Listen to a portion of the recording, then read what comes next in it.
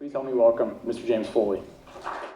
The late journalist James W. Foley was honored in a symposium coordinated by the University of Massachusetts Interdisciplinary Studies Institute and the UMass Amherst School of Journalism. The two-day symposium started with an evening screening of the HBO documentary Jim, The James Foley Story, held in the Integrative Learning Center. The documentary detailed James's life and work as a teacher and freelance journalist until his tragic capture and execution by ISIS in 2014, with testimonies from his family and colleagues painting him as a caring, courageous, and true friend. After the screening, James's parents, John and Diane Foley, and documentarian Heather McDonald took questions from the audience of students and staff and gave advice for future journalists in the room. Jim was a teacher as well as a journalist, and he very much would want to encourage any of you journalists or any of you people who are concerned about the world. There's so much here that needs to be told and studied and evaluated.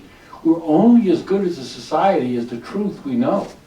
The next morning, the Foleys, along with Charles Sennott, founder and executive director of the Ground Truth Project, held a special seminar for student journalists. Don't let anyone from the old school tell you it used to be better in the old days. Now is the time.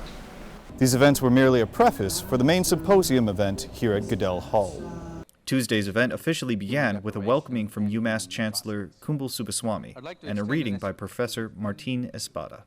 The first panel, titled The Art of Witnessing, spoke of the necessity of keeping the memories of those who live in hostile zones around the world alive. Turn to the person to your right and very quickly just take one photograph of them. After a short break, the symposium resumed with journalists on the frontier.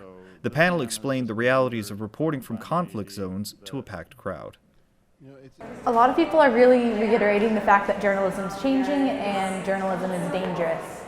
And I'm becoming more and more aware of that. Friends of James came together in an emotional panel to read poems and prose dedicated to their friend and reminisce about times past.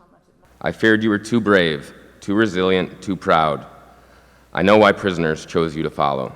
Professor Espada provided a final reading from James's master's thesis, and Charles Sennott closed the symposium with a personal remembrance. And if there was anything that really captured the signature of Jim's writing in the field, it was that, honesty. He always wrote honestly about people caught in conflict. Through the testimonies of his friends and the people he taught and was able to teach with, I feel like I know him. The Foleys plan to continue advocating for changes to U.S. hostage policy through the James W. Foley Legacy Foundation, so what happened to their son never has to happen again. Ron Garza for Amherst Media.